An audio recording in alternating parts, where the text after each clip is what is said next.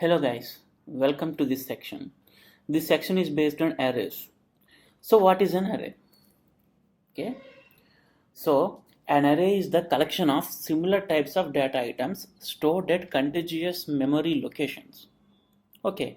So similar types. What is similar data types? Data type is nothing but int, char, float and so on. These are called basically the data types. What do an array do?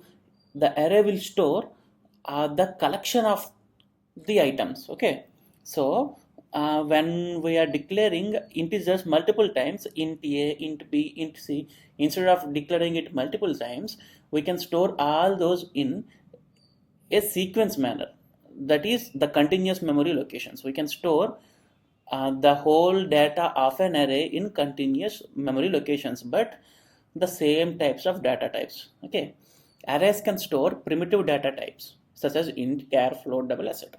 Yeah, I already told you this point. And the syntax is, first there is a data type, okay, and then comes the array name, and then the array size.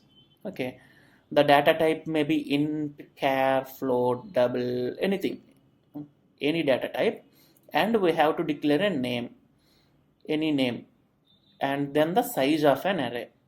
We have to declare it the size of an array, 4, 5, 6, 7, anything it may be according to our need. The next thing is initialization of array. How to initialize?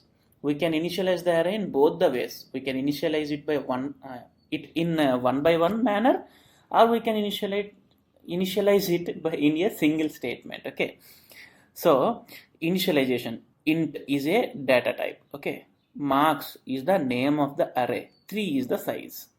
We can initialize in this manner. There comes the semicolon. Okay, int marks of 3 semicolon. So we can declare marks of 0 equals something, marks of 1 equals something, marks of 2 equals something. Okay, or we can define all these statements inside a single line like this. This is the data type, and this is the array name, array size, and the array elements. Instead of declaring the elements one by one in later on lines, we can declare all the array items in a single line. Int marks of 3 equals, we are declaring all the 3 marks. So the array starts from 0. Okay, if we declare 3 elements inside the array, so that the marks of 3 would be marks of 0, marks of 1, and marks of 2. Not like marks of 1, 2, 3. It should be like marks of 0, marks of 1, and marks of 2. So the array gets started from the 0th element. Okay, up to the size minus 1. So 3 minus 1 is 2. So 0 to 2 elements. The size would be 3. Next comes the advantages. So what is the advantage for using an array? So using an array, there will be code optimization. Less code is used to access any data. So this is called code optimization. And easy to traverse, sort, and access. So what is traversing and sorting? Traversing is nothing but in order to show all the elements inside an array in the output screen is called traversing. And sorting means anything from decreasing to increasing order or increasing to decreasing order is called sorting of array. And accessing is nothing but same as traversing, but we can access data. If we traverse, it means we can access. Okay, so most importantly, random access. So these are the advantages of an array. Random access in sense, we can access the data at any place. For suppose we have declared marks of 3, right? So we can access the data of marks of 2 directly without using marks of 0 and marks of 1. We can directly access the data marks of 2. You will be a little confused here, but in the later on sections it will be more clear for you when we compile the same codes in Dev C++. Okay. So next is disadvantage. The main and important drawback is its fixed size.